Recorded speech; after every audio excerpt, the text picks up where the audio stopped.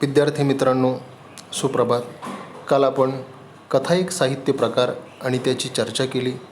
आज आपण या विभागातील व.पु. काळे यांची शोध ही कथा अभ्यासणार आहोत. व.पु. काळे हे नाव जेव्हा मराठी साहित्यामध्ये येतं तेव्हा एक आगळ्या वेगळ्या प्रकारचं वलय व.पु. काळेंभोवती आणि त्यांच्या साहित्याभोवती आपल्याला दिसेल. मराठीतील अगदी अष्टपैलू असं हे व्यक्तिमत्व आहे. एक निबंधकार, नाटककार, कादंबरीकार म्हणून त्यांचा परिचय सर्वांना आहेच. निबंधापेक्षा, नाटकांपेक्षा आणि कादंबरीपेक्षा व.पु. काळे यांना कथा अधिक मानवली असं आपल्याला म्हणता येईल. कारण व.पु. काळे यांचं नाव कथा लेखक म्हणून पुढं आलेलं आहे. कथा लेखनाबरोबरच कथा सादरीकरणाचे, कथा प्रेझेंटेशनचे कार्यक्रम त्यांनी महाराष्ट्रात आणि महाराष्ट्राच्या बाहेर देखील सादर केलेले आहेत. कथा सांगण्याची त्यांची आकर्षक, सुंदर अशी हातोटी आपल्याला त्यांच्या अनेक क्लिपमधून पाहायला मिळते. आपल्या जीवन प्रवासात लोंबकळणारी माणसं, पण माझ्या हातांनी, पेन सलामत तो, ब्रह्मदेवाचा बाप, गुलमोहर, कर्मचारी, कारे भुललासी, ऐक सखे, वन फॉर द रोड, माया बाजार, स्वर, संवादिनी, वलय, मी माणूस शोधतोय असे अनेक कथासंग्रह प्रकाशित आहेत. त्यांच्या कथालेखनामध्ये ओघवतं निवेदन आहे, आकर्षक असं कथानक आहे, रंजक अशी भाषा आहे, चटपटीत, खमंग, चुरचुरीत असे संवाद आहेत. आणि या सर्व साहित्यिक गुणांमुळे व.पु. काळे यांची कथा आपल्या मनाला जाऊन भिडते आणि आपल्या मस्तकांमध्ये कायम ती राहते किंवा आपल्या स्मरणात ती राहते. व.पु.च्या नावावर 2 कादंबऱ्या आहेत. ही वाट एकटीची आणि पार्टनर. त्यासोबतच रात्र नको चांदणी हे नाटक आणि प्रपंच, पुन्हा प्रपंच या आकाशवाणीवरील लोकप्रिय नभोनाट्याचे संग्रह ही प्रकाशित झालेले आहेत. त्यांच्या या अष्टपैलू साहित्यिक गुणांमुळे महाराष्ट्र राज्य शासनाने त्यांना अनेकदा उत्कृष्ट कथा वाङ्मयाच्या संदर्भात दिला जाणारा पुरस्कार देऊन गौरविण्याचं काम केलं. यासोबतच पु.भा. भावे पुरस्कार व फाउंडेशनचा पुरस्कार देखील त्यांना लाभलेला आहे. याशिवाय काही खाजगी सामाजिक संस्थेचे छोटे मोठे पुरस्कारसुद्धा व.पु. काळेंच्या नावावर आहेत. आपल्या जीवन प्रवासामध्ये जे जे अनुभव व.पु.ना आले ते सगळे अनुभव त्यांनी आपल्या कथेमध्ये, कादंबरीमध्ये, नाटकांमध्ये मांडलेले आहेत. अनेक चित्रपटांच्या कथा आणि पटकथासुद्धा व.पु.ंनी लिहिलेल्या आपल्याला दिसून येतील.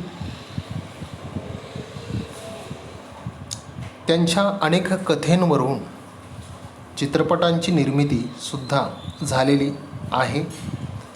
अशा प्रकारे हे आगळं वेगळं व्यक्तिमत्व, आगळा वेगळा कथालेखक शोध नावाच्या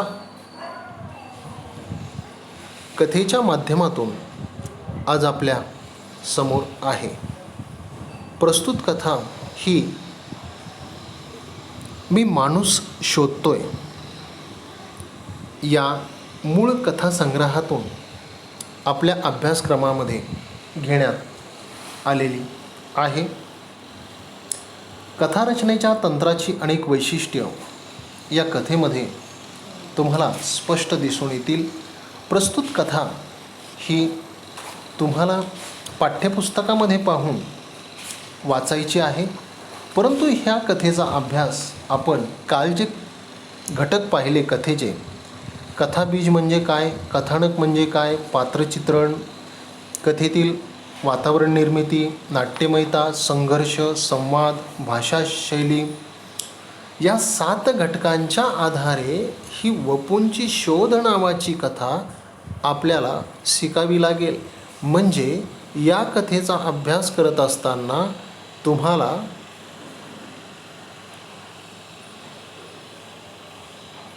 कथेचा अभ्याससुद्धा होईल आणि कथेमध्ये आपण अभ्यासलेले घटक कसे येतात या दोन्ही गोष्टींचा अभ्यास करता येईल. आता बोलूयात आपण शोध या कथेकडे. यामध्ये वपूंनी प्रसंग निर्माण केलेले आहेत, वातावरण निर्मिती केलेली आहे. एक मुलगी कशाचा तरी शोध घेते आहे, कारण शोध या शब्दामध्ये एक प्रकारचं रहस्य आहे. सर्च, ज्याला आपण इंग्रजीमध्ये सर्च म्हणतो. आणि जेव्हा सर्च किंवा शोध आपल्या डोळ्यासमोर हा शब्द उभा राहतो, तेव्हा आपल्या मनामध्ये एक प्रकारची उत्सुकता आणि उत्कंठा निर्माण होण्याचं काम होतं. म्हणून वपूंनी या कथेला शोध हा शब्द अगदी विचारपूर्वक दिलेला आपल्याला दिसून येईल. अनु ही या कथेतील प्रमुख व्यक्तिरेखा आहे. आता या कथेमध्ये एकूण 4 ते 5 व्यक्तिरेखा येतात. जर पहिलं दृश्य आपण या कथेचं पाहिलं तर या पहिल्या दृश्यामध्ये एकूण 3 पात्र आहेत. या कथेचा निवेदक कोण, तर मी हा निवेदक आहे. त्याची पत्नी मुक्ता आणि अनु. मी हाच कथा निवेदक आहे आणि मी हाच कथा सांगतो आहे. तो कथेचा खरा नायक. पण वपूंची शोध ही कथा मी या नायकाभोवती फिरत नाही. तो जरी कथेचा नायक असला तरी या कथेच्या केंद्रस्थानी किंवा या कथेचं जे कथाबीज आहे त्या कथाबीजाच्या केंद्रस्थानी अनु नावाचं पात्र आहे, हे लक्षात ठेवा. आणि अनु या पात्राभोवतीच ही शोध नावाची कथा शेवटपर्यंत फिरत राहते. प्रस्तुत कथेतील पहिलंच वाक्य हे माणसाची उत्सुकता वाढवण्याचं काम करतं, माणसाची उत्कंठा वाढवण्याचं काम करतं. पहा, अनु, आम्ही दोघं तुझी माफी मागतो हवं तर, पण तू काहीतरी बोल, अशी गप्प बसू नकोस. मी एवढं म्हणालो तरी ती गप्प राहिली. मी मुक्ताकडं पाहिलं, तिनंही माझ्याकडं त्याच नजरेनं पाहिलं. नंतर काय करावं हे आम्हा दोघांनाही सुचेना. दिवस असता तर 15-20 मिनिटात बांधाबांध करून अक्षरशः अणूच्या खोलीवरून आम्ही पळ काढला असता. रात्री 12-12:30च्या सुमारास कुठं जाणार? अणूचं जेवण आटोपलं होतं. हात धुवायला न जाता ती तशीच पानावर बसून होती. अनु, मुक्तानं बोलण्याचा प्रयत्न केला. मुक्ताकडे नजर रोखीत अनु म्हणाली, तुम्ही रुपयाची ती नोट घ्यायला नको होती. मित्रांनो, या पहिल्या वाक्यातून एक प्रकारचं रहस्य आपल्या मनामध्ये निर्माण झालेलं आहे. आणि हे पहिलंच वाक्य रहस्यमय आहे. पहिल्या वाक्यातच आपण कथेकडे ओढले जातो आणि कथानकासोबत पुढे पुढे चालत राहतो. ही पात्रे कोण, त्यांचा एकमेकांशी संबंध काय, त्या तिघांमध्ये कोणता तणाव निर्माण झाला असावा, प्रसंग तरी कोणता, यांचा उलगडा आपल्याला होत नाही. त्यामुळे पुढची कथा आपल्याला वाचावीशी वाटते, अभ्यासावी वाटते आणि ऐकावीशी वाटते. पुढच्या भागामध्ये अनु या पात्राची अधिक ओळख आपल्याला होते. मी हा निवेदक आबासाहेबांना भेटला. अनु ही आबासाहेबांची मुलगी. त्यावेळी अणूची अधिक माहिती मिळाली. अणू ही स्वातंत्र्यप्रेमी. तिला स्वतंत्रपणे जगून पाहिजे होते. तिने आबासाहेबांकडून 5 वर्ष मागून घेतली. त्या 5 वर्षात कोणीही तिला कशाही बद्दल कोणताही जाब विचारायचा नाही. ती मुक्तपणे 5 वर्ष जगायला घराबाहेर पडली. तिने नर्सची नोकरी स्वीकारली. नर्स म्हणजे परिचारिका. हॉस्पिटलच्या जवळच्या एका इमारतीत तिने भाड्याने घर घेतले. कथानिवेदक अणूला भेटण्यासाठी पत्नी मुक्तासोबत पुण्याहून मुंबईला आला होता. अणूच्या घरात उतरला. तिथे त्याचे मित्र भिडे व भिडे वहिनी त्याला भेटायला आले. गप्पांमध्ये वेळ कसा गेला कुणालाच समजलं नाही. रात्र झाली. भिडे टॅक्सीने घरी जाण्यासाठी उठले. निवेदकाने टॅक्सीवाल्याला देण्यासाठी पुरेसे सुट्टे पैसे देऊ केले. 1 रुपया कमी पडला. टेबलावरच्या काचेखाली अणूने ठेवलेली 1 रुपयाची नोट काढून ती भिड्यांना दिली आणि भिडे निघून गेले व इथेच खरा घोटाळा झाला.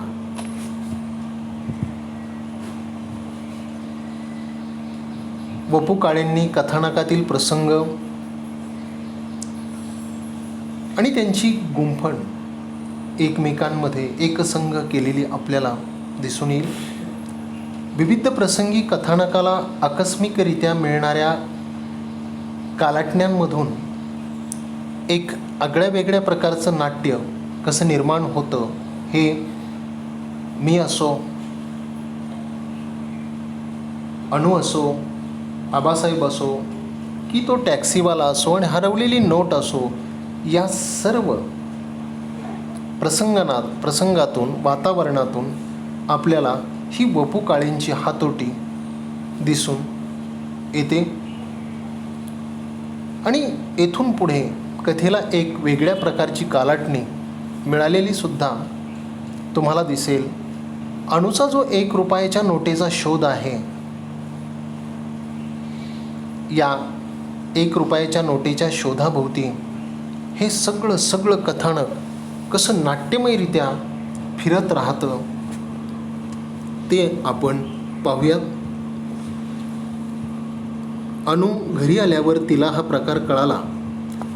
ती प्रचंड नाराज झाली. तिला संताप आला.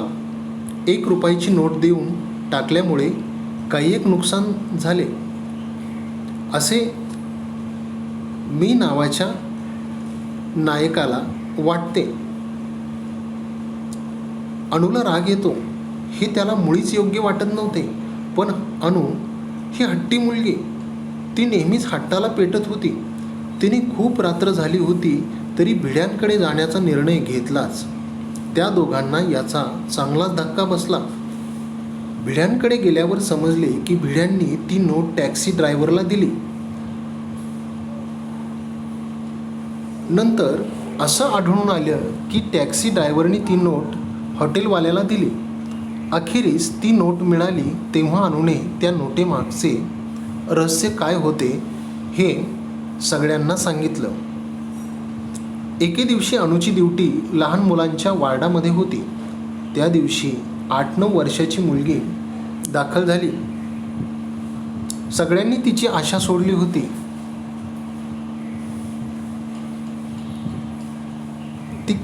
तिचं ब्लड म्हणजे रक्त बदलण्यासाठी व सलाईनसाठी तिच्या हातापायाला वेगवेगळ्या नळ्या लावल्या होत्या.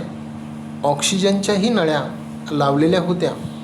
तिला वाचवण्याची सगळ्यांची प्रचंड धडपड चालू होती, पण तिला मात्र सर्वत्र सुया टोचल्यामुळे वेदना होत होत्या. ती दिवसभर त्या नळ्या काढा असे विनवत होती. शेवटी अनुने पुढाकार घेतला. डॉक्टरांच्या परवानगीने तिने नळ्या काढल्या. त्या मुलीच्या वेदना थांबल्या. ती आनंदाने विसावली. थोड्याच दिवशी किंवा थोड्याच अवधीत तिने अखेरचा श्वास घेतला आणि या जगाचा निरोप घेतला.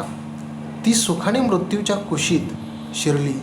जाण्यापूर्वी तिने स्वतःच्या खाऊच्या पैशातला 1 रुपया नर्स ताईला म्हणजे अनुला भेट म्हणून दिला. त्याच रुपयाच्या नोटेचा शोध घेण्यासाठी अनुची ही धडपड चालू होती. कथेची पेरणी करत असताना मराठी आणि इंग्रजी वाक्याची सरमिसळ वपू काळे यांनी केलेली आहे. छे, it's all just a problem. अशा वेगवेगळ्या प्रकारची वाक्य आपल्याला कथेमध्ये दिसतात. No hopes, that's good. आणि या वाक्यांमुळे किंवा भाषेची सरमिसळ याच्यामुळे ही कथा अधिक परिणामकारक झालेली आपल्याला दिसून येईल. वपूंची हातोटी अगदी वेगळी आहे आणि या कथेच्या माध्यमातून तिचा अभ्यास करण्याचा आपण प्रयत्न करत आहोत. अशा प्रकारे प्रस्तुत कथा ही 6 ते 7 दृश्यांच्या माध्यमातून आपल्यासमोर येते. कथेचा विषय, कथेमधील पात्र आणि प्रसंग या सर्वांच्या दृष्टीने अनुकूल अशी भाषा वपूंनी वापरलेली आहे.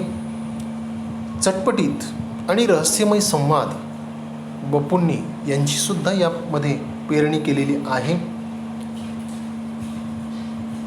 प्रस्तुत कथेमधील संवाद वाचून किंवा अभ्यासून आपल्याला असं वाटतं की या कथेमध्ये अणू हे पात्र नसून आपणच या कथेमधील मुख्य पात्र आहोत. ही कथा जणू आपल्या भोवतीच फिरते आहे असा अनुभव आपल्याला आल्याशिवाय राहत नाही. म्हणून कथेतील संवाद हे सजीव वाटतात. हे वपूंच्या लेखणीचं आगळं वेगळं वैशिष्ट्य आपल्याला सांगता येतं. आता परत वळूयात कथेकडे. इकडे टॅक्सी ड्रायव्हरचे उपकथानक झाले होते. भिड्यांना घेऊन येणाऱ्या टॅक्सीखाली एक म्हातारा मनुष्य आला. टॅक्सी ड्रायव्हरची काहीही चूक नव्हती. त्याला विनाकारण शिक्षा होऊ नये म्हणून भिडे स्वतः हॉस्पिटल, पोलीस स्टेशन या ठिकाणी साक्षीसाठी धावले. शेवटी तो रुपया परत मिळवण्यासाठी टॅक्सी ड्रायव्हरने मदत केली. अनु आपली हकीकत सांगत होती तेव्हा तो टॅक्सी ड्रायव्हर तिथे होताच. ती हकीकत ऐकून तो व्याकुळ झाला. अनुला नोट मिळाली. तिची समस्या संपली. तिचा शोध संपला. पण ड्रायव्हरचा शोध कधीच संपणार नव्हता, कारण त्याची मुलगी मरण पावली होती. अनुच्या वार्डामध्ये आलेली मुलगी तीच त्या ड्रायव्हरची मुलगी होती. अशा प्रकारे अशा 7 ते 8 दृश्यातून, प्रसंगातून ही कथा फिरत राहते. मग या कथेचं जे मुख्य कथाबीज आहे ते कोणतं आहे? तर या कथेचं मुख्य कथाबीज आहे 1 रुपयाची नोट. या कथेचा निवेदक मी हा आहे आणि या कथेच्या केंद्रस्थानी अनु नावाची मुलगी आहे. नाट्यमय प्रसंग आपल्याला अनेक दिसून येतील. अगदी पहिल्या दृश्यातच मी सांगितलं, 3 पात्रांचा संवाद, अनु, मी आणि मी या निवेदकाची पत्नी मुक्ता, या तिघांच्या संवादापासून जी रहस्यमयता आणि नाट्यमयता आपल्याला दिसून येते आणि ही नाट्यमयता शेवटपर्यंत वपूंनी शोध या कथेमध्ये टिकवून ठेवलेली आहे आणि हेच या कथेचं वैशिष्ट्य आहे. अनुचा स्वभाव हट्टी असतो, ती स्वातंत्र्यप्रेमी असते, तिला एकटं जगावंसं वाटतं. या समाजाला, या वातावरणाला, या विक्षिप्त परिस्थितीला तिला एकटं सामोरं जायचं असतं आणि त्यासाठी ती शेवटपर्यंत लढत राहते. हे सुद्धा चित्र यामध्ये आलेलं आहे. वपूंच्या शोध या कथेचा भाषा सौंदर्याच्या दृष्टीने, आशय सौंदर्याच्या दृष्टीने, अभिव्यक्ती सौंदर्याच्या दृष्टीने आणि सादरीकरण व मनोरंजन सौंदर्याच्या दृष्टीने सुद्धा आपल्याला या ठिकाणी महत्त्व जाणवतं. या कथेची 2 वैशिष्ट्ये आहेत मित्रांनो. ही कथा आपलं मनोरंजन करते. काय करते? मनोरंजन करते. क्रमांक 2चं वैशिष्ट्य, ही कथा आपल्याला जगणं शिकवते. ही 2 वैशिष्ट्य या कथेच्या संदर्भात लक्षात ठेवा. एकंदरीतच प्रस्तुत कथेमध्ये काही वाक्प्रचारांची पेरणी वपूंनी केल्यामुळे ही कथा आपल्याला अधिक जवळची वाटते. मग कोणते कोणते वाक्प्रचार यामध्ये आलेले आहेत? जिव्हारी लागणे म्हणजे खूप दुःख होणे,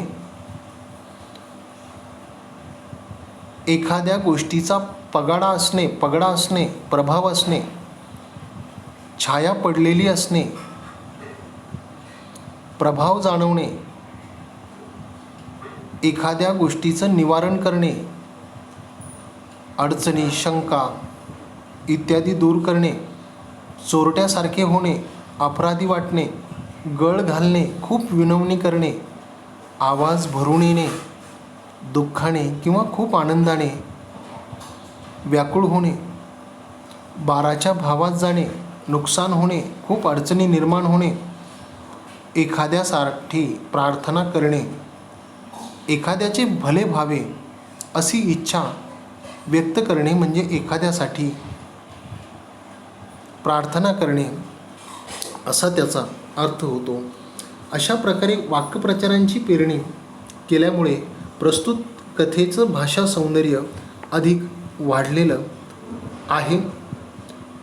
यातील नाट्यमय प्रसंग, यातील पात्र, यातील भाषा सौंदर्य हे सगळं अभ्यासण्याजोगं आहे आणि त्याचा विचार करण्याजोगा आहे.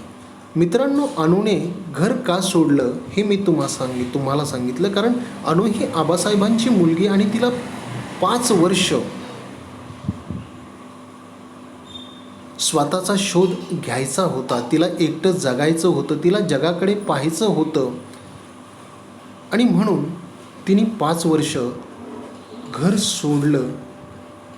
हे सुद्धा लक्षात ठेवा. अशा प्रकारे ही कथा एकूण 7 ते 8 दृश्याच्या माध्यमातून आपल्यासमोर येते.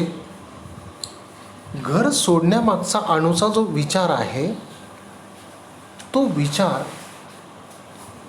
आपल्याला परीक्षेच्या दृष्टीने महत्त्वाचा आहे. मग अनुने घर का सोडलं असा जेव्हा कृती आधारित प्रश्न येतो तेव्हा त्याचं उत्तर आपल्याला प्रस्तुत कथेच्या अभ्यासातून लिहावं लागतं. अनुच्या मते माणसे परंपरेने कुणाच्या ना कुणाच्या कलाने चालण्याची सवय नेहमी लावून घेत असतात. जन्मल्यापासून आईवडिलांच्या प्रभावाखाली आपण वागतो.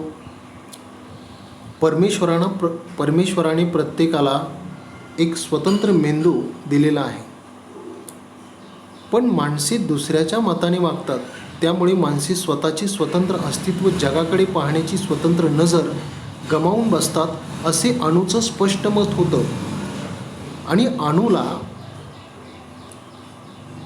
हे मत खोडायचं होतं आणि अणूच्या मते तिला स्वतंत्र जगायचं होतं, म्हणून तिने वडिलांकडे 5 वर्ष मागून घेतले. या कथेतील सर्वच प्रसंग मोठ्या नाट्यमयरित्या मोठ्या कुशलतेने रचलेले आहेत. प्रत्येक प्रसंग आपल्या मनामध्ये एक प्रकारची उत्सुकता वाढवतो आणि कथेमध्ये पुढे काय हे आपल्याला नेहमी जाणवत राहतं. प्रत्येक प्रसंगामध्ये उत्कंठा अगदी सिगोसिग भरलेली आहे.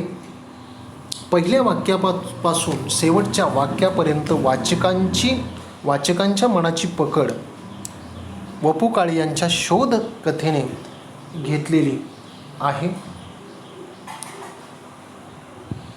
कथेचं जे शीर्षक आहे त्याचीही समर्पकता आपल्याला परीक्षेमध्ये विचारली जाऊ शकते किंवा त्याच्यावर एखादी कृती विचारली जाऊ शकते.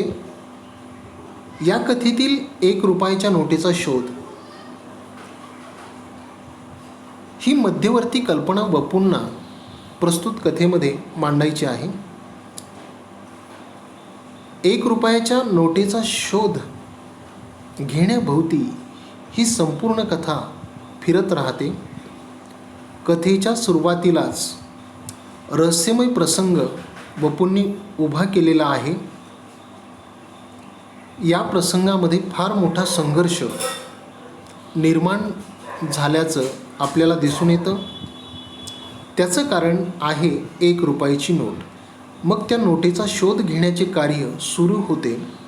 तो शोध घेण्यासाठी अपरात्री 12:30-1 नंतर कथानिवेदक कोण, मी, त्याची पत्नी मुक्ता आणि आबासाहेबांची मुलगी अणू हे घराबाहेर पडतात. भिड्यांच्या घरी पोहोचतात. भिडे परळ मुंबईच्या जवळचा विभाग परळहून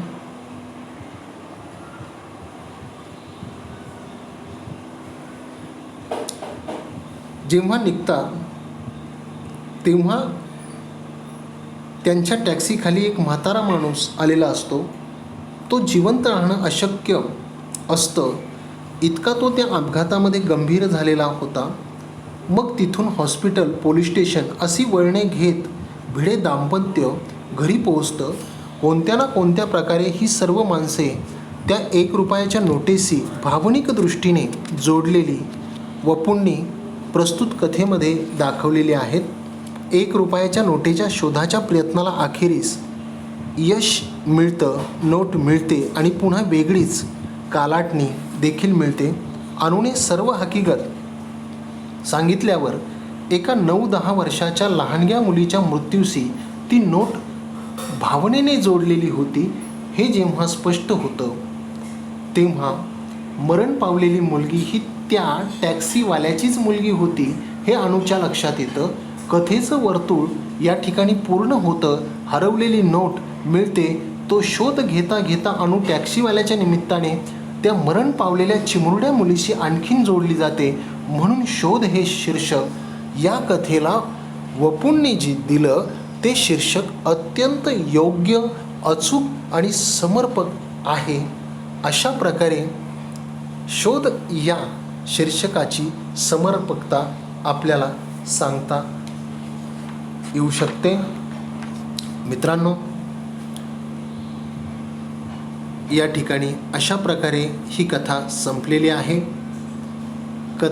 कथनाचे कार्यक्रम वपु काळे यांनी महाराष्ट्रात, देशभरात आणि विदेशातही अनेक ठिकाणी सादर करून रसिक श्रोत्यांना, विद्यार्थी मित्रांना एक जीवनाचा आगळा वेगळा अनुभव देण्याचा प्रयत्न केलेला आहे.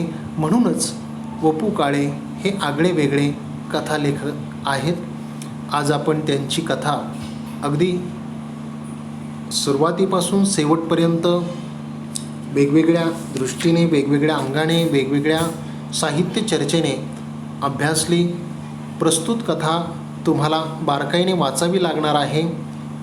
कथा वाचल्यानंतर त्यातले प्रसंग, त्यातली नाट्यमयता जी मी तुम्हाला या ठिकाणी समजावून सांगितली ती लक्षात ठेवून आणखीन या कथेशी तुम्हाला समरस व्हायचं आहे. मित्रांनो, कथेचे सादरीकरण कसं करावं, कथा वाचत असताना चढ उतार कसे असावेत या संदर्भात मी वपू काळेंची यूट्यूबवरील एक क्लिप तुम्हाला टाकणार आहे. त्यासोबतच पु ल देशपांडे यांचं कथाकथनसुद्धा प्रख्यात आहे, प्रसिद्ध आहे. त्यांचीसुद्धा एक क्लिप मी तुम्हाला टाकतो. योग्य रीतीने, अचूक रीतीने त्याचे अवलोकन करा आणि या संदर्भात जे कृती आराखडा आहे, जे प्रश्न आहेत, जे कृती आधारित प्रश्न आहेत, त्याची PDF तुम्हाला मी आज टाकतो. प्रस्तुत कथा या ठिकाणी संपली. कथा बारकाईने वाचा आणि अभ्यासा. या ठिकाणी आपण थांबूयात.